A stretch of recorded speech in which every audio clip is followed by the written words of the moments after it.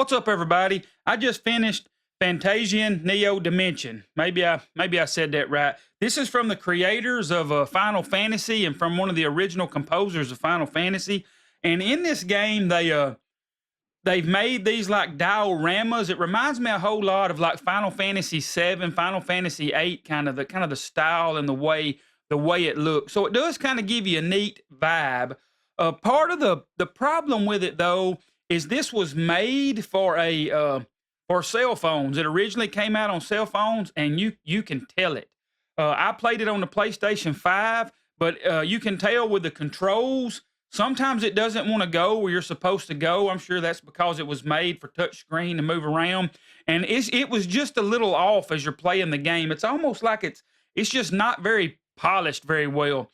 And also, as far it I really like the look of the game, but it almost had this blurry, grainy, like almost like a dreamy state to it. And some people may like that, but to me, it didn't seem like it was very polished. And again, I know it was made for cell phones, but if they're going to bring it up for the PlayStation 5, I think they should have went in there and really reworked some of the graphics.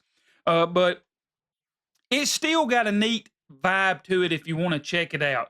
But I personally, on this one, I don't know if that vibe is enough to play it. Maybe some of you old school guys that really love Final Fantasy VII, you might want to get in there and give it a try. But to me, the game was a letdown, especially once you get everybody's calling it the second half. Apparently, this game on the cell phones come out in two halves. You got the first half, which is pretty good. It's not super hard. You just kind of go through it and you're leveling up, and then you get into the second half. And you can go to the last boss fairly quick in it, but you're not going to beat him. You have to grind like crazy in this game. I'm talking about you're at the last boss, but you can't beat him. So it's going to take you like 5-6 days of grinding. Whenever all your free time trying to grind to get your characters up to a high enough level where you can beat that last boss. And also it's really big on strategy, which I know a lot of people like this stuff, but for me, I love RPGs. I like to beef my guys up and then just go in there and whoop everything.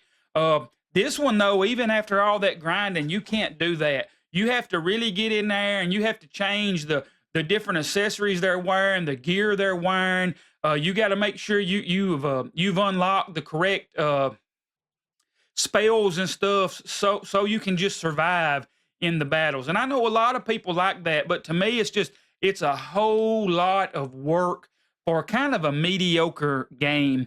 I did like the characters in it. The story's kind of okay. It's kind of a metaverse, and it's kind of all over the place, and they get to talking about hope and trying to make it. There is one pretty neat scene, I personally think, in it.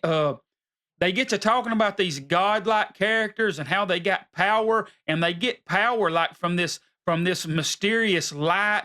And it reminded me a whole lot of Jesus, because Jesus is the light, and they're talking about how the light's making this. One of them goes into the light. So I don't know if they meant for it to have symbolism with the Bible, but most everything does. Almost everything is taking some type of a creative license from the Bible when they tell stories of good and evil. But this one has a whole thing talking about these godlike beings, getting in the light and getting this grand power.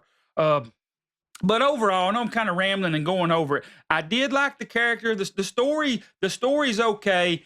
If it didn't change all of a sudden and have all that grinding to it, it takes forever. It does not respect your time. Now, again, I know I'm a grown man and I play video games. I love video games.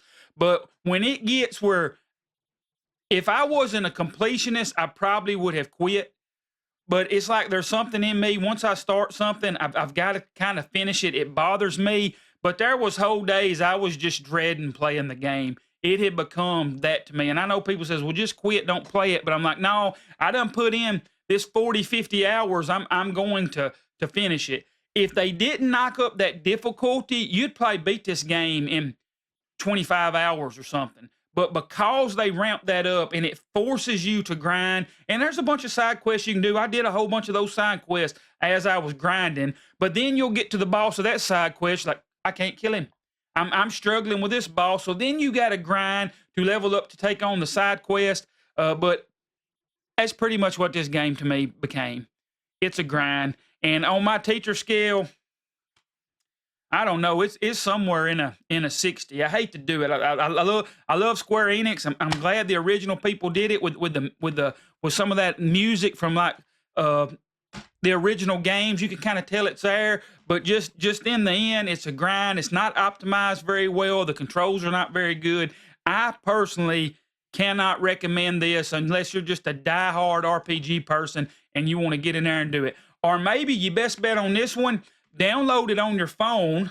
Actually, get the phone version. That way, you can play on it here and there when you got time, and you can keep it going for a long time. But if you're just trying to grind it out so you can get to the next game, I personally don't think it's worth it. But anyways, that's my thoughts on it. You guys kind of let me know what you think about it. I know there's a lot of people love that strategy and love that grind, but to me, it's just there's too many other things going on in life, and there's other games I want to play that I felt like this one just kind of held me back. But anyways, that's what I got. Thanks for listening. Hope you guys all have a great one.